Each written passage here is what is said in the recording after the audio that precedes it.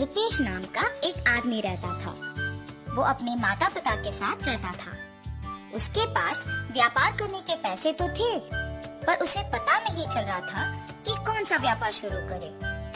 इसीलिए वो इस विषय में फैसला लेने के लिए अपने पिता के साथ चर्चा करता है।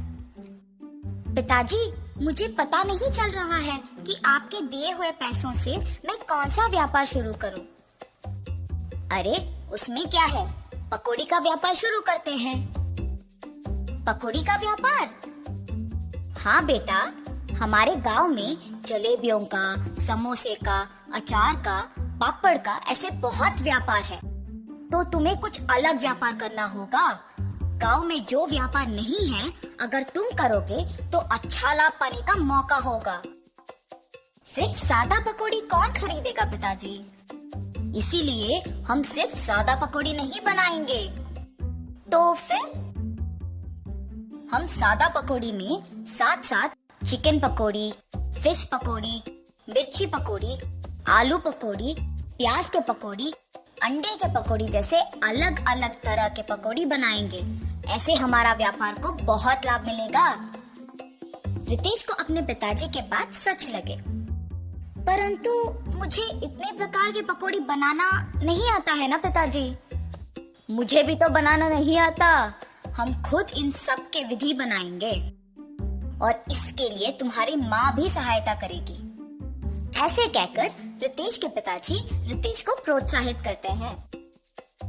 फैसले के अनुसार पकौड़ी को बनाने के सामग्री रितेश खरीद के रसोई घर में इकट्ठा कर रहा होता है कि उसके पिताजी पके हुए अंडों को 2 हिस्सों में काट रहे होते हैं और रितेश की माँ पकौड़ी के लिए बेसन का मिश्रण तैयार कर रही होती है। बनाए हुए मिश्रण को 6 अलग अलग बर्तन में बराबरी से रितेश की माँ डालती है। रितेश के पिताजी पहले बर्तन में कटे हुए अंडे, दूसरे बर्तन में कटे हुए प्याज, तीसरे बर्तन में कटे हुए मिर्ची, चौथे बर्तन में कटे हुए आलू, 5वें बर्तन में कटे हुए केले और छठी बर्तन में कटे हुए चिकन के पीसेस डालते हैं और फिर एक एक करके उन सारे अलग तरह के पकौड़ी को तेल में तलते हैं। रितेश जब पकौड़ी का स्वाद देखता है तो उसको बहुत स्वादिष्ट लगता है। फिर वो अपने पिताजी के बातों को सच मानकर पकौड़ी के व्यापार को दृढ़ निश्चय से शुरू करता है। ऐसे शुरू हुआ था रितेश की जीत की कहानी। 15 साल बाद वही पकौड़ी का व्यापार रितेश को सिर्फ अमीर ही नहीं बल्कि बहुत घमंड और कठोर बना देता है। दूसरी ओर रितेश के पिताजी को बहुत दिनों से ठीक से दिखाई नहीं दे रहा था और सुनाई भी नहीं दे रहा था। इसीलिए वो रितेश को चिकित्सा करवाने के लिए पूछने की प्रयत्न करते हैं, पर रितेश कभी उनको समय ही नहीं देता था।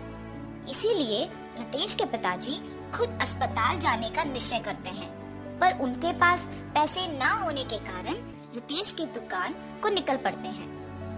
अरे रितेश बेटा, कुछ दिनों से न कुछ ठीक से दिखाई दे रहा है, न कुछ सुनाई दे रहा है।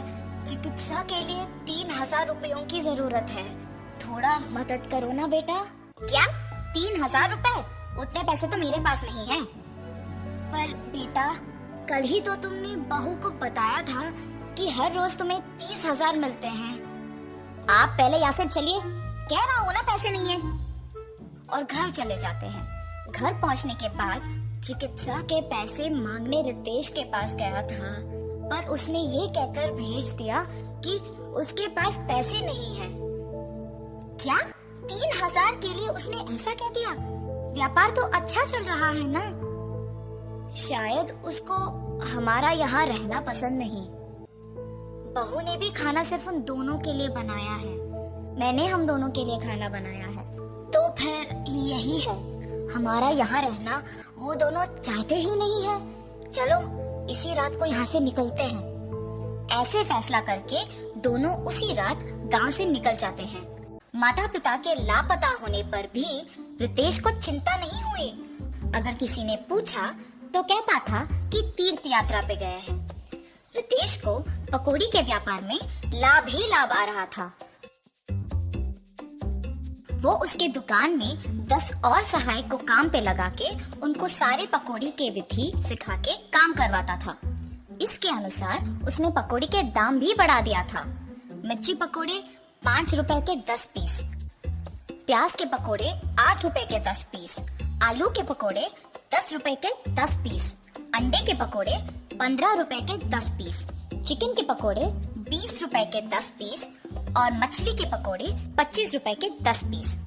पकौड़ी का स्वादिष्ट होने पर लोग भी बहुत आते थे, जिसकी वजह से रितेश का दुकान हमेशा भीड़ से भरा और व्यस्त रहता था और दुकान का लाभ भी दुगना हो गया था।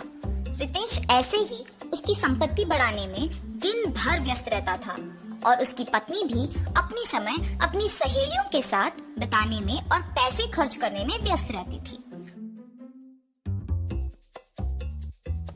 और उनके बच्चों के साथ भी ज्यादा वक्त नहीं बिताती थी। बच्चों के देखभाल के लिए एक ताई को रख के वो चली जाती थी। रितेश व्यापार और संपत्ति के मोह में पड़कर दोस्तों के साथ वक्त गुजारता था और उसकी पत्नी उसकी सहेलियों के साथ वक्त गुजारती थी। इस वजह से उनके बच्चे बहुत लापरवाही से पले बड़े। रितेश अपने बच्चों को अनुशासन से नहीं बड़ा कर पाया और अपनी बीवी को उसके शौक से दूर नहीं रख पाया। अब रितेश के साथ प्यार से 2 बातें करने के लिए भी कोई नहीं था। उस समय में उसको उसके माता पिता की बहुत याद आती है। मैं कितना मूर्ख हूँ, प्यार से देखभाल करने वाली माँ और जिस व्यापार को इतने जिम्मेदारी से देखभाल कर रहा हूँ, उसका मार्गदर्शन करने वाले पिताजी को मैंने अनादर किया है। न जाने वो कहाँ हैं, क्या कर रहे होंगे। मैं तुरंत उनको ढूंढ के घर वापस लेके आता हूँ। रितेश अपने माता पिता को ढूंढने अपने कार में निकल जाता है। गांव में ढूंढते ढूंढते उसको अपने माता पिता गंदे फटे हुए कपड़ों में नजर आते हैं। ये देख रितेश भाग के उनके पास जाता है और कहता है, आप ऐसे कैसे? ये सब मेरा ही गलती है पिताजी, मुझे माफ कीजिए और कृपया मेरे साथ घर चलिए माँ। रितेश को अपने गलती का एहसास होता है और वो अपने माता पिता के साथ घर वापस आता है। अपनी पत्नी को बोलता है कि आज से जो भी होगा माँ के अनुसार होगा और व्यापार का सारा संपत्ति अपने पिताजी के हाथ कर देता है।